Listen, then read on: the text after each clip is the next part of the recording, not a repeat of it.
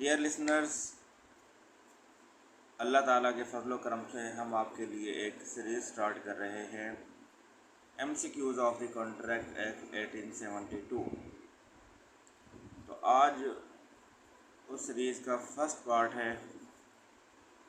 तो इसे स्टार्ट करने से पहले काइंडली अगर आपने हमारा ये चैनल अभी तक सब्सक्राइब नहीं किया तो इसे सब्सक्राइब कर लें ताकि मज़ीद जो मुफीद वीडियोज़ हैं वो बर वक्त आप तक पहुंच सकें। शुक्रिया। तो फर्स्ट क्वेश्चन है, the contract act 1872 was enacted on, यानी कि कॉन्ट्रैक्ट एक्ट की जो बर्थ है वो 25 अप्रैल 1872 को हुई थी। इसके बाद है contract act 1872 was enforced on, तो इसका है 1 अगस्त 1972, यानी कि कॉन्ट्रैक्ट एक्ट का जो निफाज है वो 1 अगस्त 1872 को हुआ था। नेक्स्ट क्वेश्चन है, the contract act 1872 consists of 238 sections. Contract act में टोटल 238 सेक्शंस हैं। Definitions are provided in section 2 of the Contract Act। Contract Act का जो section 2 है उसमें definitions लिखी हुई हैं। Which section of the Contract Act 1872 lays down the essentials of a valid contract?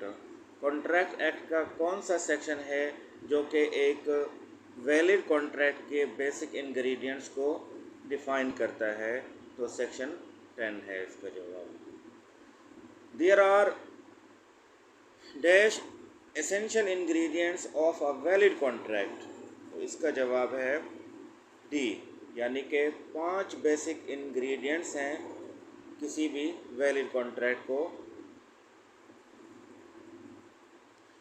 Which is not an essential element of a valid contract, एक valid contract के basic essentials में से कौन सा इनमें से शामिल नहीं है? तो वो है number A, adequacy of consideration, यानी कि जो कंसिडरेशन है वो बोथ पार्टीज़ की कंसेंट के साथ होगी। इसमें ये नहीं है कि कंसिडरेशन इतनी हो और इतनी ना हो। The person making the proposal is called, वो शख्स जब एक प्रॉमिस बन जाता है प्रपोज़ल के बाद, जब उसकी एक्सेप्टेंस हो जाती है तो उस प्रपोज़ल को जो प्रपोज़ करने वाला शख्स होता है वो प्रॉमिसर कहलाता है। नेक्स्ट है, the person to whom proposal is made is called, अब वो शख्स जो एक्सेप्ट करता है तो उस और जिसे प्रपोज़ की जाती है कोई चीज़, कोई मैटर, कोई फैक्ट, कोई कॉन्ट्रैक्ट, तो वो कहलाता है promisee. When a person accepts a proposal, it known as, जब एक प्रपोज़ल को एक्सेप्ट कर लिया जाता है तो फिर वो प्रपोज़ल से कन्वर्ट हो जाता है प्रॉमिस में। An agreement is the aggregate of, कि जो एक एग्रीमेंट होता है वो किन किन चीज़ों का मजमुआ होता है? तो इसका जवाब है डी, यानी कि ऑफ़र, एक्सेप्टेंस और कंसिडरेशन, इन 3 चीज़ों का जो मजमुआ है वो एग्रीमेंट कहलाता है। A contract made by words spoken is called, के एक ऐसा कॉन्ट्रैक्ट जो बाहमे गुफ्त व शुनीद के साथ जो अमल में आए तो वो एक्सप्रेस कॉन्ट्रैक्ट कहलाता है। A contract in which nothing remains to be done by either party is called, ऐसा कॉन्ट्रैक्ट जिसके अंदर बोथ पार्टीज़ की जो ड्यूटीज़ होती हैं, ऑब्लिगेशंस होती हैं, वो अगर फुलफ़िल कर दी जाएं तो उसके बाद ऐसा जो कॉन्ट्रैक्ट है वो क्या कहलाता है? तो ऐसा कॉन्ट्रैक्ट कहलाता है एग्जीक्यूटेड कॉन्ट्रैक्ट, क्योंकि इसमें जो पार्टीज़ की जो ऑब्लिगेशंस थी उनकी एग्जीक्यूशन हो चुकी है। A specific offer can be accepted by, कि एक जो मखसूस ऑफ़र होती है उसे कौन एक्सेप्ट कर सकता है? कहते हैं कि इसका जो बेस्ट जो इसका आंसर है वो है सी, यानी कि the person to whom it is made, जिस शख्स को ऑफ़र की गई है तो वही शख्स ही उस ऑफ़र को एक्सेप्ट कर सकता है, कोई और शख्स नहीं कर सकता, क्योंकि ये स्पेसिफिक ऑफ़र है, जनरल ऑफ़र नहीं है। जनरल ऑफ़र तो होता है कि उसमें ना कोई शख्स भी उसको ऑफ़र को एक्सेप्ट कर सकता है, जिस तरह के शॉप्स वगैरह होती हैं, ये जनरल ऑफ़र्स होती हैं। If acceptance is not according to the mode prescribed, but the proposer does not object thereof.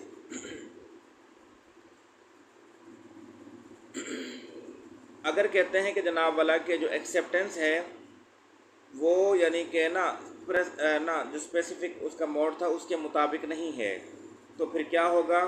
तो और जो प्रपोज़र था उसने उस एक्सेप्टेंस पर कोई ऑब्जेक्ट भी नहीं किया, यानी कि तो इसका मतलब ये है कि ये फिर वैलिड प्रॉमिस है। क्यों? इसलिए वैलिड प्रॉमिस है कि जो प्रपोज़र है उसने भी उसको इम्प्लाइडली उस चीज़ को एक्सेप्ट कर लिया है। नेक्स्ट है the consideration must move at the desire of promiser.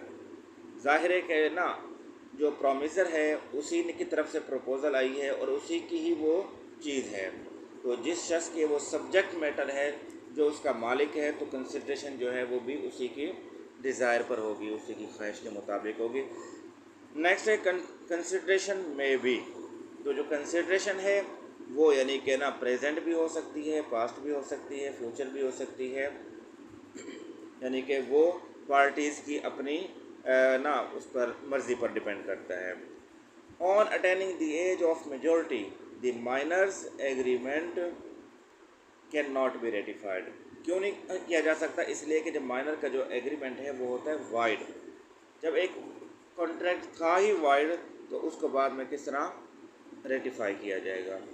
When one person signifies to an other his willingness to do or to abstain from doing anything with a view to obtaining the assent of that other person to such act or abstinence, he is said to making proposal। यानी कि एक शख्स क्या है दूसरे शख्स को अपनी विलिंगनेस शो करता है कि भाई ना जी के ना आप ये काम करें या इस काम करने से ये काम करने से रुके रहें, तो ये प्रपोजल कहलाता है। Every promise and every set of promises forming the consideration for each other, it is an agreement। इसके बाद है modes for communication of proposal और यानी कि हमने अगर जो प्रपोज़र है उसके ने अपनी जो प्रपोज़ल की कम्युनिकेशन है उसको अगर आगे जो दूसरा शख्स है प्रपोजी है वहाँ तक पहुँचानी है, तो उसके क्या तरीके उसके ना क्या मेथड्स हैं, क्या मोड्स हैं? तो कहते हैं कि वो बाय वर्ड्स भी कर सकता है और बाय कंडक्ट भी कर सकता है। An agreement enforced by law is called. ऐसा एग्रीमेंट जो कि ना कानूनी तौर पर जिसका ना निफाज हो सकता हो, तो ऐसा एग्रीमेंट कॉन्ट्रैक्ट कहलाता है। An agreement not enforced by law is called. अगर किसी एग्रीमेंट को अगर हम ना कानूनी तौर पर अगर उसको नाफिज ना कर सकते हो तो ये वाइड एग्रीमेंट होगा। An agreement which is enforced by law at the option of party whose consent is not free is called as. अगर कोई एग्रीमेंट ऐसा है कि उसे हम कानूनी तौर पर उसे नाफिज नहीं कर सकते, अच्छा जी, अलबत्ता वो शख्स वो पार्टी के जिसकी जो कंसेंट है वो फ्री नहीं थी, उसकी ऑप्शन पर है, अगर वो चाहे तो उस कॉन्ट्रैक्ट को फिर नाफिज कर सकता है, तो ऐसा कॉन्ट्रैक्ट वाइडेबल कॉन्ट्रैक्ट कहलाता है। Consent becomes unfree due to. एक जो कंसेंट है वो कब अनफ्री होती है?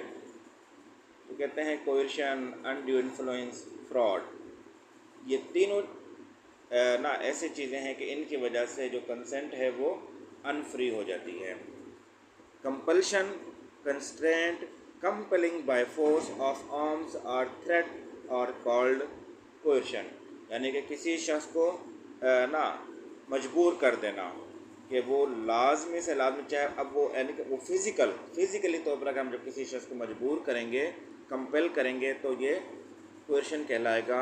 मजबूर क्यों किया जाएगा कि ये चीज़ तुम या तो मुझसे परचेज़ कर लो या ये चीज़ तुम मुझसे ना मुझे सेल कर दो।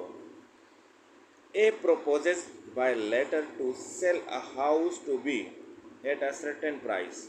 The communication of the proposal is completed. एक शख्स मिस्टर ए जो है वो एक लेटर के ज़रिए बी को अपना मकान सेल करना चाहता है एक मखसूस कीमत पर। तो कहते हैं कि इस प्रपोज़ल की जो कम्युनिकेशन है वो कब कंप्लीट होगी। तो इसका बेस्ट जो है ना चॉइस वो है कि जब बी उस लेटर को रिसीव कर लेगा तो उसके बाद प्रपोज़ल की जो कम्युनिकेशन है वो कंप्लीट हो जाएगी। Revocation of proposal is provided. In which section of the Contract Act 1872? Proposal की रेवोकेशन का जिक्र कॉन्ट्रैक्ट एक्ट के किस सेक्शन में है? तो ये सेक्शन नंबर 5 है। प्रपोज़ल में be revoked at any time. एक प्रपोज़ल को किस वक्त तक यानी कि ना उसको रिवोक किया जा सकता है? तो इसका आंसर है before the completion of communication of its acceptance. जो एक्सेप्टर है, जो प्रपोजी है, जब तक उसकी एक्सेप्टेंस की कम्युनिकेशन कंप्लीट नहीं होगी तब तक जो प्रपोज़र है वो अपनी प्रपोज़ल को रिवोक कर सकता है। What are the modes of revocation? तो कहते हैं कि जो इसके जो मोड्स हैं ये यानी कि नोटिस ऑफ रेवोकेशन है, लैप्स ऑफ टाइम है, failure to fulfil the condition है।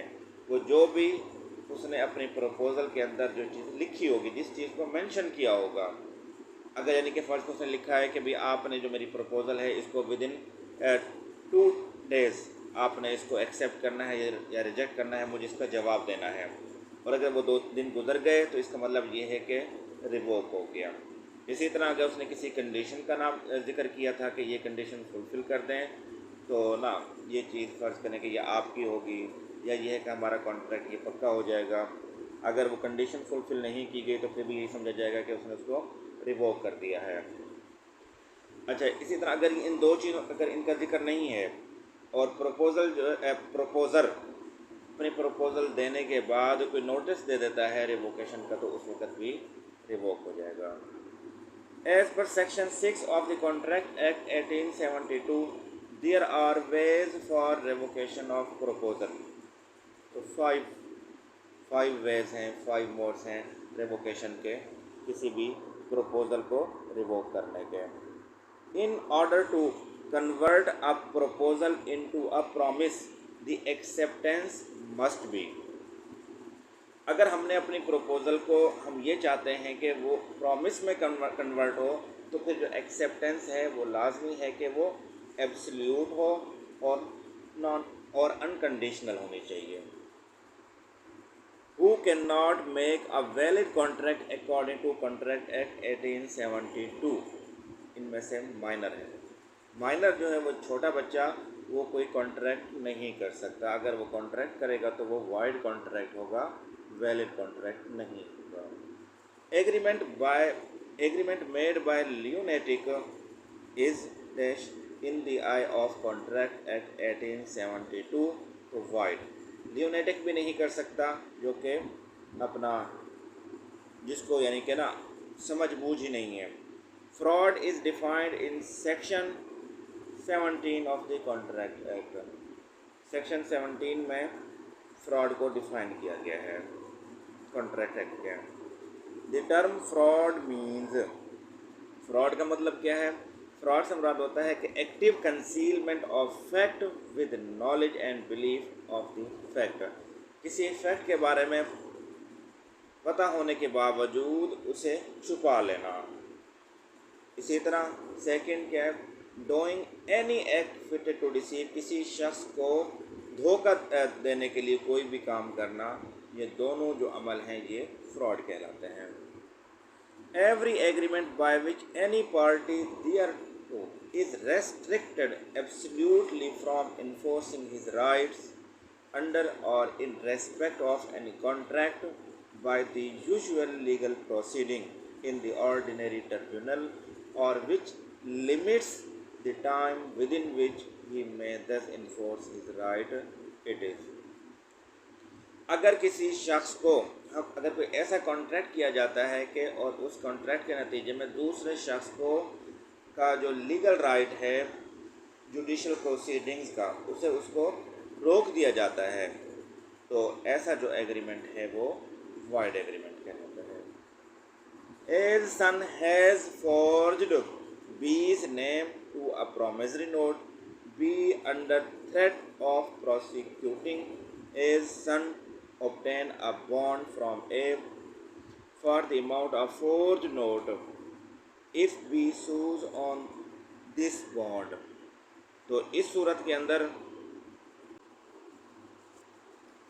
इस सूरत में जो कोर्ट है वो उस प्रॉमिसरी जो बॉन्ड है उसे सेट असाइड कर सकती है, उसे ख़त्म कर सकती है। A intending to deceive B falsely represents that 500 mounds of indigo are made annually at A's factory and thereby induces B to buy the factory। तो ये जो है कॉन्ट्रैक्ट वाइडेबल है बी के पार्ट पर, क्योंकि ए ने उसके साथ धोखाधड़ी की है। Bilateral mistake as matter of fact leads to void agreement.